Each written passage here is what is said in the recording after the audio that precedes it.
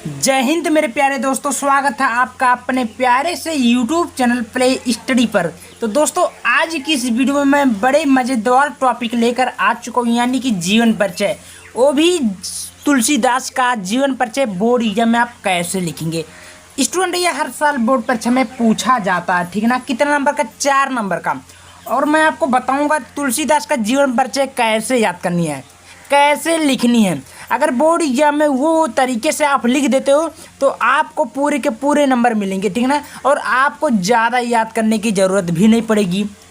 आप बोलोगे वो कौन सा तरीका है कि याद नहीं करना पड़ेगी। मैं बहुत ही 5 महत्वपूर्ण ऐसे टिप्स लेकर आ चुका हूँ, केवल उसको याद कर लीजिएगा। गारंटी लेता हूँ आपको याद हो जाएगी, ठीक ना। गोस्वामी तुलसीदास का जीवन परिचय, चलिए शुरू करते हैं। क्या क्या है तो देखिए दोस्तों, किसी कवि का जीवन परिचय लिखते समय आपको 2-4 बातें ध्यान से देनी है। पहले नंबर, जीवन परिचय में सबसे पहले नाम मान लीजिए तुलसीदास का लिखना है, तो यहाँ पर लिखे तुलसीदास, तुलसीदास, ठीक है। क्या लिखा हमने? तुलसीदास, ठीक है। अब उसके बाद इनका जन्म कब हुआ था भाई? इनका जन्म, ये नाम पहले मान लीजिए, याद रख लीजिए। अब दूसरी बात आती है इनकी जो जन्म होती कहाँ होती। तो जन्म हुई थी 1532 में। कहाँ हुई थी?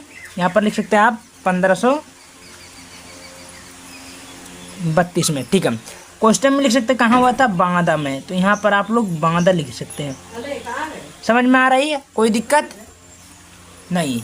अगला बोल रहा है इनका पिता का नाम। भाई पापा का क्या नाम था? इसको भी लिख लीजिए। पापा का नाम आत्माराम दुबे था। नहीं सॉरी, उनका नाम क्या था? राम बोला था, ठीक ना।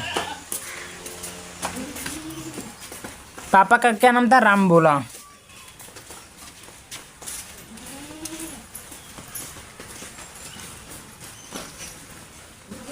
आत्मा राम, पापा का नाम क्या था? आत्माराम, ठीक है। माता क्या नाम था? हुलसी देवी,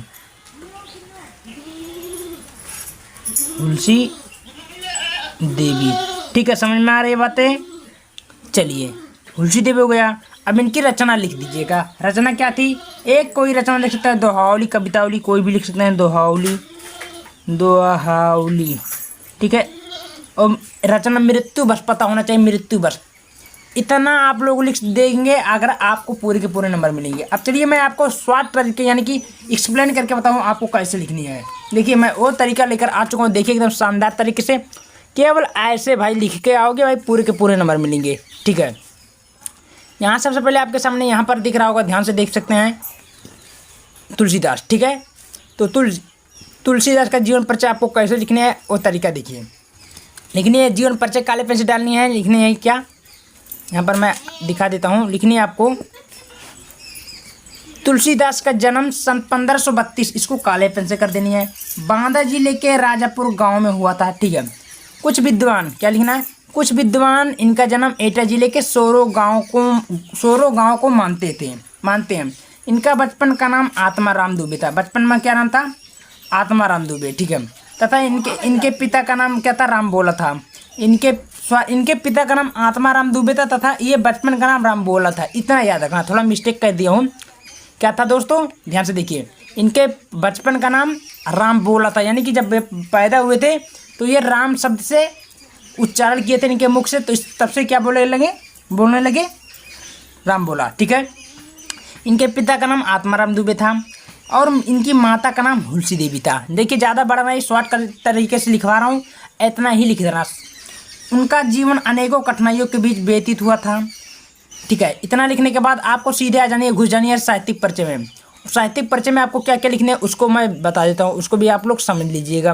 देखिए, लिखना कि गोस्वामी तुलसीदास हिंदी साहित्य के सर्वश्रेष्ठ कवि माना जाता है, ठीक है।